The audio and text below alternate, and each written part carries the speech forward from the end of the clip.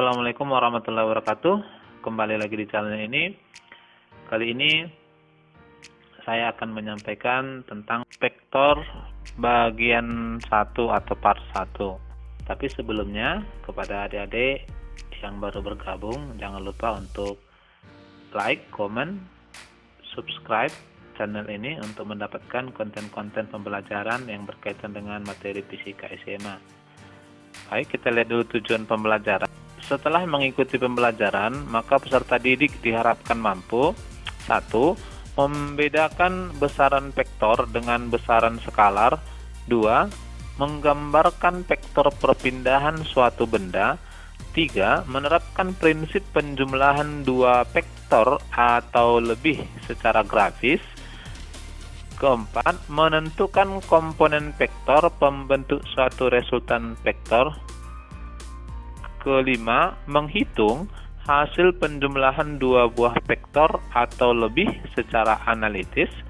Dan yang terakhir adalah melakukan percobaan dan menyusun laporan resultan vektor dengan teliti, tekun dan jujur, kerjasama, proaktif dan bertanggung jawab. Ini terutamanya nanti untuk vektor perpindahan. Baik, kita lihat dulu yang pertama, besaran skalar dan vektor. Iya, besaran fisika pada dasarnya ditinjau dari arahnya, dibedakan atas besaran vektor dan besaran skalar. Nah, besaran vektor itu mengandung dua komponen, nilai dan arah, sementara besaran skalar hanya mengandung nilai. Kita akan jabarkan satu persatu. Kita awali paling dasar sekali ya. Ini lanjutan dari materi SMP tentang pengertian dari besaran skalar. Besaran skalar adalah besaran yang hanya memiliki nilai saja. Contoh, waktu, suhu, dan volume. Jadi hanya memiliki nilai ya. Yang kedua adalah besaran vektor tadi. Besaran vektor adalah besaran yang memiliki nilai serta arah. Ya. Contoh, perpindahan, kecepatan, dan gaya. Ini adalah beberapa besaran mewakili ya yang termasuk besaran vektor. Jadi di sini arah sangat menentukan sekali. Salah arah, salah artinya. Baik, kita lihat dulu yang kedua, notasi vektor. Secara umum, besaran vektor dapat kita nyatakan dengan dua cara. Yang pertama, kita bisa nyatakan secara grafis dengan anak panah. Misalnya seperti ini, ada sebuah vektor OA ya. Ini vektor OA ini terdiri atas 3 bagian. O itu merupakan pangkal vektor, dan dari rentang dari O ke A kita sebut sebagai nilai vektor atau besar vektor, dan A adalah ujung vektor yang menyatakan arah ya. Jadi ini nanti menyatakan arahnya, kemanakah arah vektor itu. Lalu yang kedua, kita juga bisa nyatakan lambangnya berbentuk huruf. Misalnya seperti ini, A besar atau A kecil yang kita tulis dengan huruf tebal, atau A kecil yang kita buat tanda panah di atasnya. Tanda panah inilah menyatakan bahwa besaran itu vektor. Oke. Nah, yang berikut adalah operasi vektor. Yang pertama kita akan lihat dulu penjumlahan vektor secara geometrik. Ini kita bagi atas 3 cara. Kita akan lihat satu persatu. Kita mulai dari metode segitiga. Misalnya nih ada 2 buah vektor A dan B. A itu berarah ke timur, kemudian B itu timur laut ya. Lalu bagaimana menjumlahkan vektor dengan metode segitiga? Dari arti segitiganya tentunya adik-adik sekalian sudah paham ya. Oke. Yang pertama barangkali kalau disebutkan penjumlahan, ada istilah yang sering juga kita pakai nanti resultan ya, biar tidak bingung. Maka caranya adalah gambarlah vektor A atau vektor pertama sesuai dengan arah dan besarnya ya, tidak boleh berubah. Lalu kemudian letakkan pangkal vektor B di ujung vektor A seperti ini. Iya, kita letakkan. Nah, lalu setelah itu tariklah garis dari pangkal vektor A menuju vektor B seperti ini. Maka vektor C inilah kita sebut sebagai resultan A tambah B. Kalau kamu perhatikan, maka ketiganya membentuk sebuah segitiga, sehingga disebut segitiga, metode segitiga ya. Atau misalnya kita pergunakan cara kedua, ini sama saja, kita gambarkan pertama vektor B ya. Kalau kita mulai dari vektor B, lalu letakkan atau gambarkan vektor A dengan pangkal di ujung vektor B. Lalu tariklah garis dari pangkal vektor B menuju vektor A. Itulah resultannya ya. Baik cara atas maupun bawah harus nilai dan arahnya sama. Baik, arah vektor nih, karena kita akan sering sekali nanti pergunakan di dalam vektor perpindahan, sering dinyatakan dalam 8 arah mata angin. Maka dalam hal ini Bapak mau memperkuat kembali ya, 8 arah mata angin seperti ini. Ada 8, maka masing-masing ini ada namanya ya. Kita mulai dari timur, kemudian tenggara, selatan, barat daya, barat laut, utara timur laut ya. Kalau di dalam bahasa Inggris, timur itu east, tenggara itu south east, selatan south, kemudian barat daya southwest, barat west, kemudian barat laut northwest, utara north, dan timur laut northeast. Ini ada lagunya ya. Pada vektor perpindahan sebuah benda, penting untuk diperhatikan arah perpindahannya ya. Oke, nanti akan kita perkuat lagi di metode poligon. Yang kedua, kita kenal metode jajaran genjang. Nah, misalnya ini ada 2 buah vektor kecepatan ya, P1 dan P2. Kemudian kita akan jumlahkan dengan metode jajaran genjang. Nah, dari arti jajaran genjang, adik-adik sekalian pasti sudah paham. Caranya pertama, kita gambar vektor P1, vektor pertama sesuai arah dan nilai. Lalu ya, pangkal vektor 1 kita gabungkan dengan pangkal vektor 2 seperti ini. Nah, setelah itu maka kita buatlah jajaran genjang dari kedua vektor ini dengan menggunakan garis putus-putus seperti ini. Nah, di gambar ini bisa kamu lihat karena keduanya bergabung, maka kan tampak ini gambarnya membentuk sebuah jajaran genjang, sehingga resultannya adalah diagonal jajaran genjangnya seperti ini. Nah, inilah resultan vektor P1 tambah P2. Itu kalau dia jajaran genjang ya. Yang ini kita bisa bagi-bagi sudutnya ya, karena tadi vektor resultannya itu di tengah, kemudian sudut apit antara vektor P1 dengan P2 alfa. Maka kalau kamu perhatikan, adanya vektor resultan di tengah itu membuat sudut apit kedua vektor P1 dan P2 itu terbagi 2. Kita misalnya sebutkan di sini antara sudut resultan dengan P2 alfa 1, P1 dengan resultannya adalah alfa 2. Dalam hal ini alfa 1 tambah alfa 2 sama dengan alfa. Ini perlu ya kita tinjau untuk apa? Untuk nantinya kita menguraikan vektor-vektor pembentuk. Ini kebetulan kita menentukan resultannya, bisa saja nanti kita tentukan vektor P1 misalnya ya dengan atau dari resultannya. Nah, oleh karena itu dalam metode jajaran genjang seperti ini, resultan gayanya dapat kita tentukan besarnya dengan R sama dengan akar dari P1 kuadrat tambah P2 kuadrat tambah 2 P1 P2 cos alfa. Perhatikan tadi alfa adalah sudut apit antara vektor P1 dengan P2. Nah, ini cara menentukan resultan vektor jika kedua vektor membentuk sudut. Harus kita selesaikan dengan persamaan seperti ini. Apapun nama vektornya dan berapapun besarnya ya. Oke. Nah, menentukan vektor pembentuk.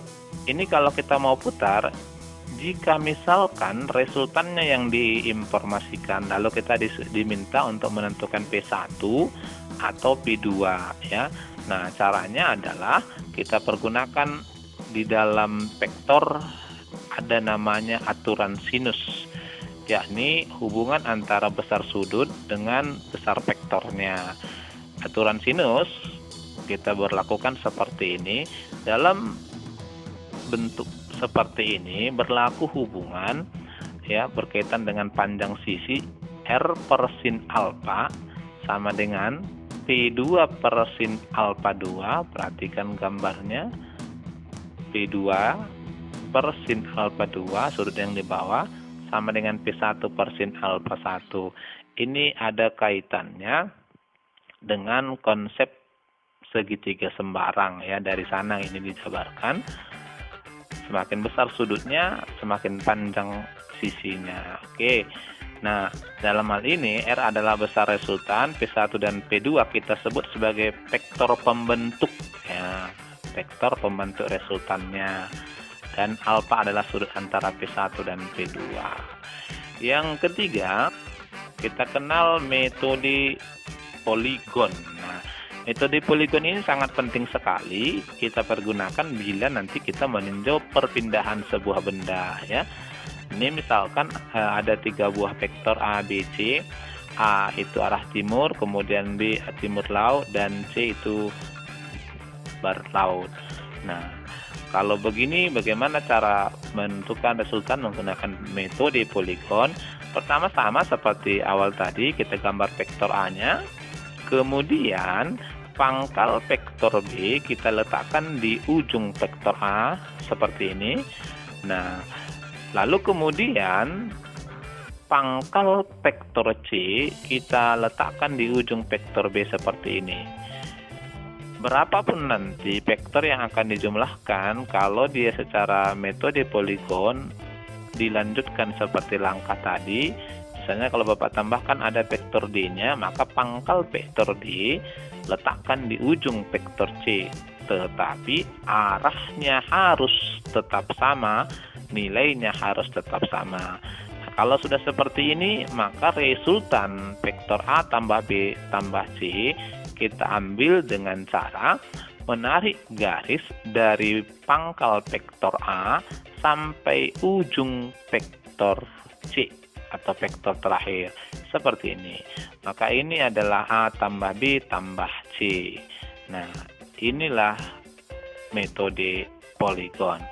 Baik, yang berikut kita akan lihat juga pengurangan vektor. Nah, pengurangan vektor adalah penjumlahan vektor negatif. Nah, vektor negatif ya. Misalkan ini ada 2 buah vektor A dan B ya, kita mau kurangkan A kurang B. Nah, dari konsep di awal tadi, kalau A tambah B maka bentuk vektornya seperti ini. Misalnya kita pergunakan metode jajaran genjang, maka kedua pangkal vektor kita satukan. Nah, tinggal nanti dari sini kita bentuk jajaran genjang. Nah, tetapi karena A dikurang B, maka vektor B kita ambil vektor negatifnya, yaitu arahnya berlawanan seperti ini. Nah, inilah vektor negatif B. Kalau begitu, maka A dikurang B tinggal kita tarik garis seperti ini ya. Ini adalah A dikurang B, kita sebut sebagai vektor resultannya. Secara matematika dapat kita juga tuliskan bahwa vektor resultan A dikurang B itu sama artinya A tambah min B ya, jadi arahnya kita putar ya. Baik, yang ketiga kita akan lihat penguraian vektor ya. Sebuah vektor resultan dapat diuraikan ke dalam komponen vektor pembentuknya. Ini nanti akan kita pergunakan manakala kita menjumlahkan beberapa vektor secara analisis ya. Oke, misalkan ini adalah sebuah vektor resultan R yang terletak di bidang XY dengan membentuk sudut alfa terhadap sumbu X. Nah, pertanyaannya vektor pembentuknya yang mana? Nah, untuk menentukan vektor pembentuk resultan ini, maka kita harus uraikan ya.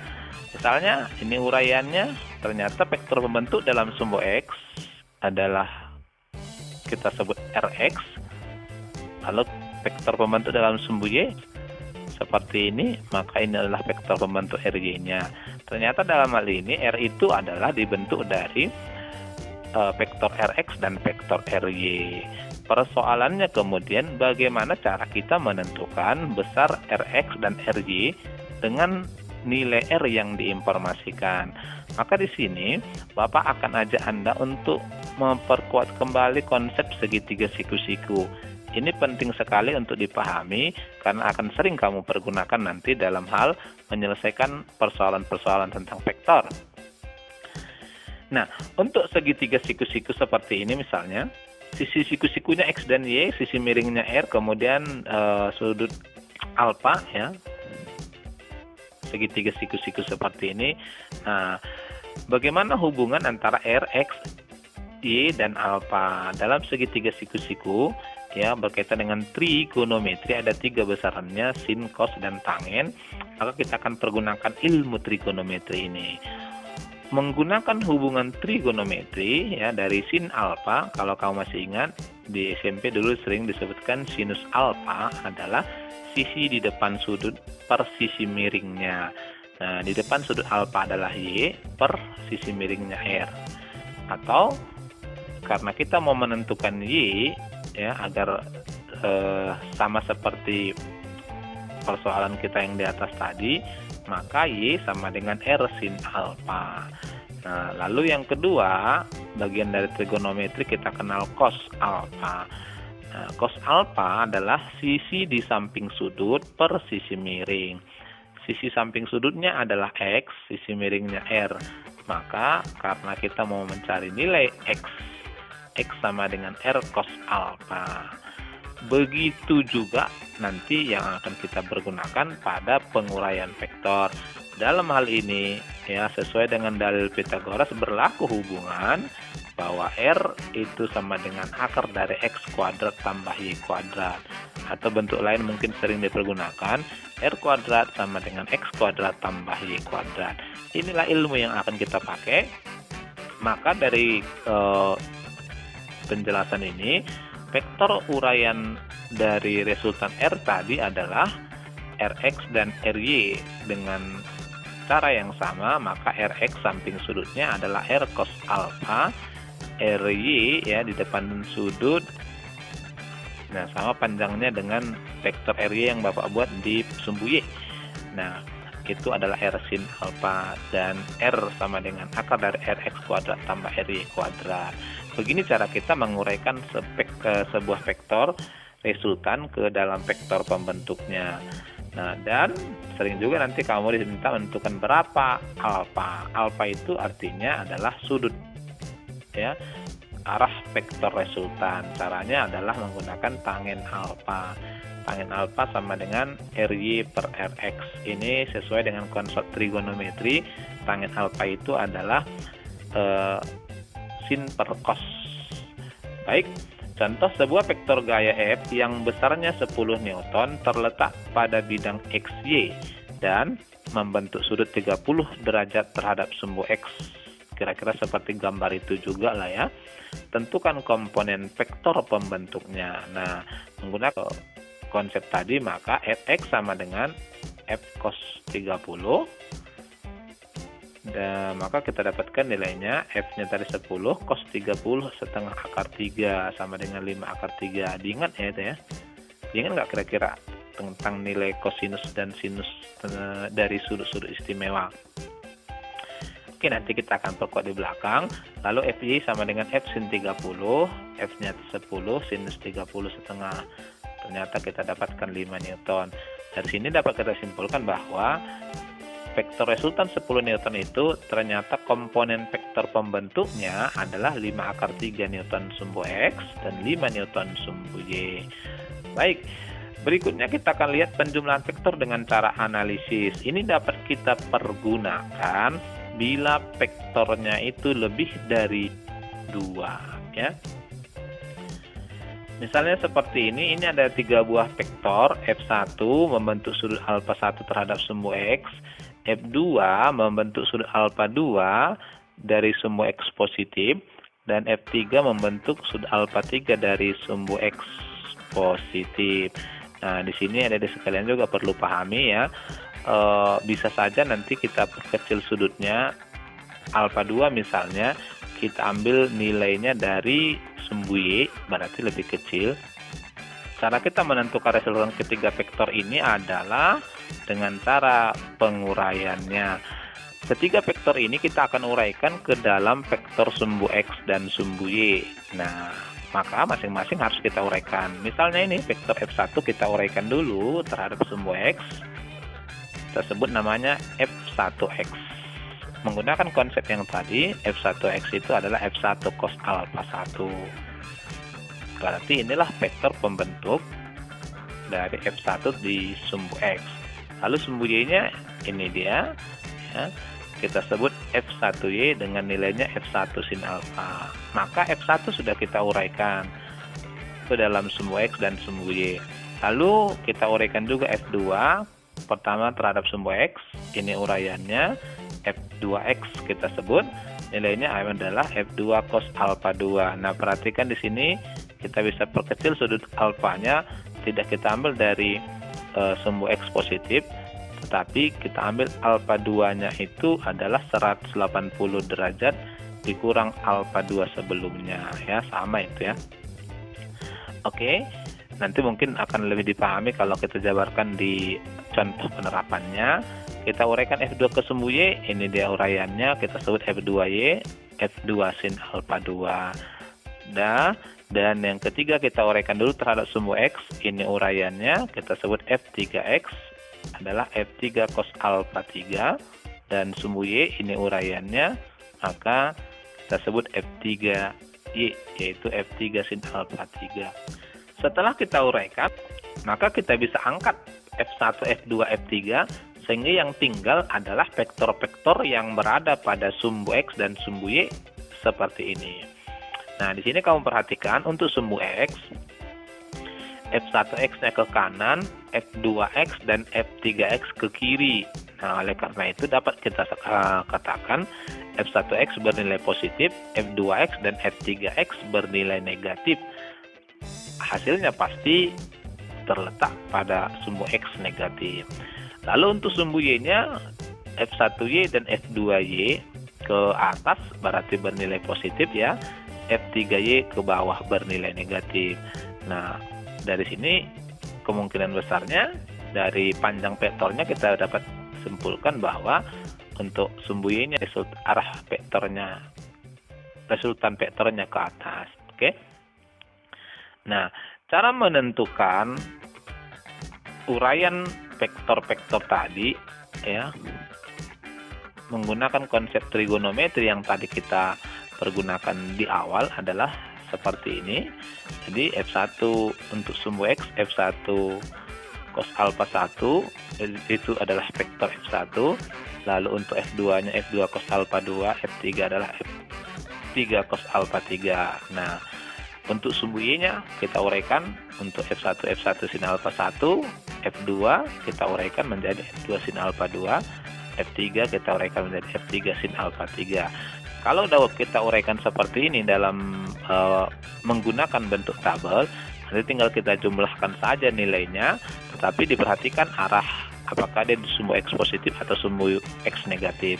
Begitu juga di sumbu Y-nya. Nah, kalau sudah terbiasa, memang lebih cepat pakai tabel ini. Namun kalau masih perlu tahapan-tahapan, kita akan buat nanti.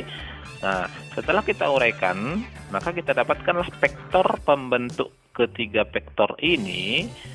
Hasil uraiannya menjadi Rx dan Ry yang dapat kita gambarkan seperti ini. Nah, yang dapat kita tentukan nilainya, nanti tinggal kita jumlahkan saja. Rx sama dengan F1X ke kanan dikurang F2X ke kiri ya, dikurang F3X ke kiri.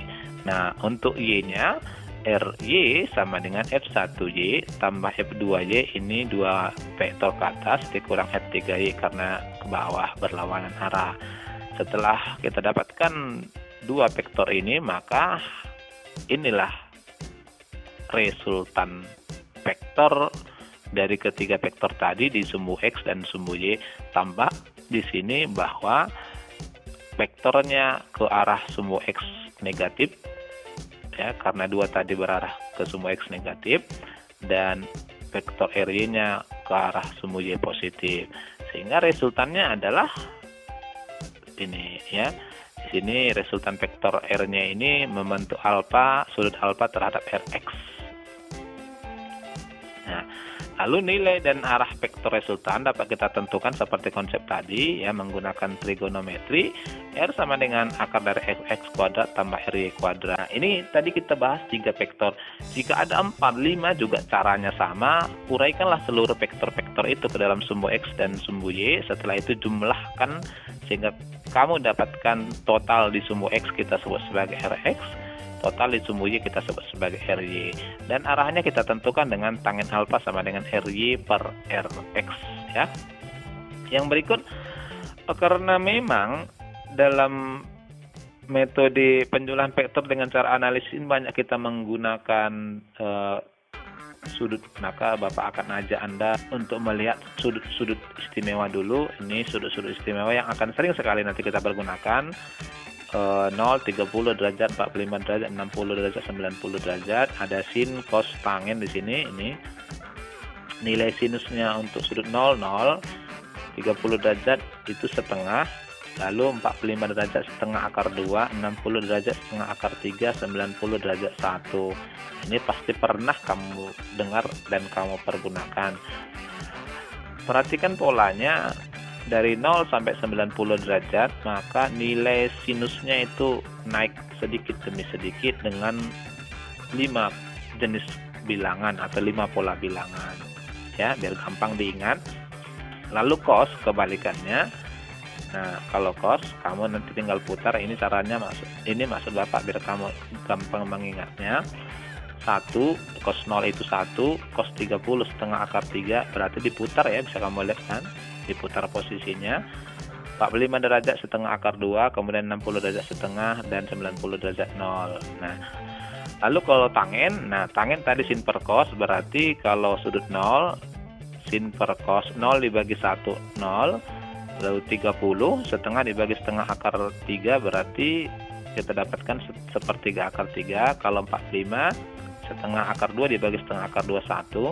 Kalau sinus sudut 60, tangennya adalah setengah akar 3 dibagi setengah, kita dapat akar 3. Lalu untuk tangen 90 dalam tingkat SMA ya. Kalau di SMP barangkali kamu sering nyatakan 1 dibagi 0 tidak terdefinisi. Dalam tingkat SMA tidak seperti itu lagi. 0 juga kita anggap sebagai bilangan ya. Misalnya kamu bayangkan 0 itu adalah 0,00001, dekat sekali ke angka 0. Jadi dia kita anggap sebagai sebuah bilangan. Sehingga 1 dibagi 0,00001 hasilnya banyak.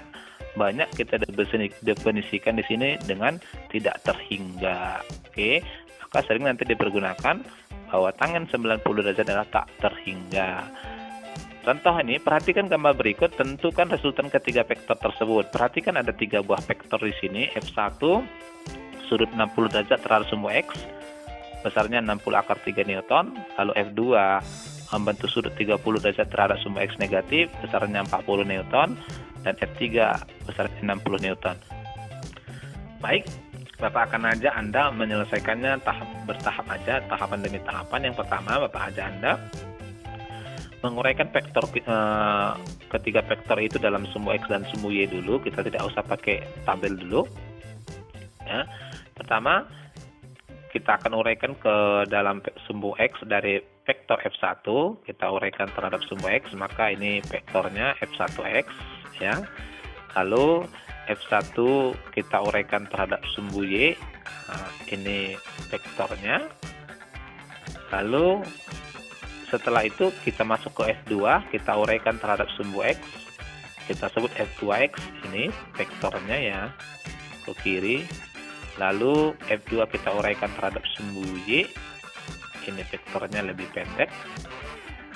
Setelah itu F3 kita uraikan terhadap sumbu X. Perhatikan di sini vektor F3 terletak di sumbu Y, maka F3X-nya 0 dan F3Y-nya langsung F3 ya. Tidak diuraikan lagi maksudnya, karena dia terletak pada sumbu Y, berarti X-nya 0. Begitu juga nanti kalau ada vektor di sumbu X, Y-nya 0. Setelah kita uraikan seperti ini, maka kita sudah dapatkan uraian dari ketiga vektor ini. Setelah kita dapatkan uraian dari ketiga vektornya, tinggal kita lihat saja F1X ke kanan, F2X ke kiri. Nah, maka ini saling mengurangi. Lalu F1Y ke atas, F2Y ke atas, F3 ke bawah, maka F3 nanti mengurangi. Baik, kita lihat. Pertama kita akan tentukan besar vektor uraian di sumbu X dan sumbu Y. Kita lihat dulu sumbu X. Pertama kita tentukan F1X. Seperti konsep tadi adalah F1 cos sudutnya 60 derajat, F1-nya 60 akar 3, cos 60 derajat dari setengah, berarti kita dapatkan 30 akar 3 Newton, itulah F1X. Lalu F2X yang ke kiri, oke, adalah minus, karena ini arahnya berlawanan ya, berarti kita buat minus F2 cos 30 derajat, sama dengan minus F2-nya 40, cos 30 derajat, lihat di tabel setengah akar 3, maka nilainya minus 20 akar 3. Lalu F3X-nya tadi sama dengan 0 karena terletak pada sumbu Y. Sehingga resultan vektor untuk sumbu X-nya adalah kita jumlahkan F1X tambah F2X tambah F3X sama dengan 30 akar 3 tambah min 20 akar 3 tambah 0. Kita dapatkanlah resultan dari ketiga vektor di sumbu X-nya adalah 10 akar 3 Newton. Lalu untuk sumbu Y-nya, 2 tadi ke atas, 1 ke bawah. Kita lihat dulu untuk F1Y-nya adalah F1 sin 60 derajat sama dengan 60 akar 3 kali sinus 60 setengah akar 3, dapatlah kita 90 Newton. F2Y-nya adalah F2 sin 30 derajat, F2-nya 40, sinus 30 setengah, maka hasilnya 20 Newton. Kedua vektor ini berarah ke atas, kita nyatakan positif. Lalu F3-nya adalah min F3, sama dengan minus 60 derajat, tidak perlu diuraikan, karena dia terletak pada sumbu Y, langsung itu nilainya. Maka resultan vektor pada sumbu Y adalah F1Y tambah F2Y tambah F3Y. Kita dapatkan 90 tambah 20 tambah minus 60. Kita peroleh nilai R pada sumbu Y 50 Newton. Setelah kita dapatkan seperti ini, maka vektor kita tinggal 2 seperti ini ya. Rx-nya tadi 10 akar 3 Newton, Ry-nya 50 Newton. Nah, lalu bagaimana cara menentukannya? Tadi sudah kita singgung di depan. Kalau sudah seperti ini, maka bisa kita pergunakan metode jajaran genjang ya. Resultan vektornya adalah ini. R dengan R di sini adalah akar dari Rx kuadrat tambah Ry kuadrat. Kita masukkan nilainya. Akar dari 10 akar 3 kuadrat tambah 50 kuadrat. Kita dapatkan akar 300 tambah akar 2500. Kita dapatkan akar 2800. Kita sederhanakan, dapatlah kita nilai resultan ketiga vektor tadi adalah 20 akar 7 Newton. Barangkali ini materi tentang vektor di pertemuan pertama ini. Selanjutnya kita akan bahas lebih lanjut di penugasan. Di pertemuan berikutnya juga akan kita lanjutkan perkalian vektor ya. Di situ kita akan bahas tentang perkalian secara dot dan cross. Bagaimana caranya nanti kita lihat di situ. Barangkali demikian. Assalamualaikum warahmatullahi wabarakatuh.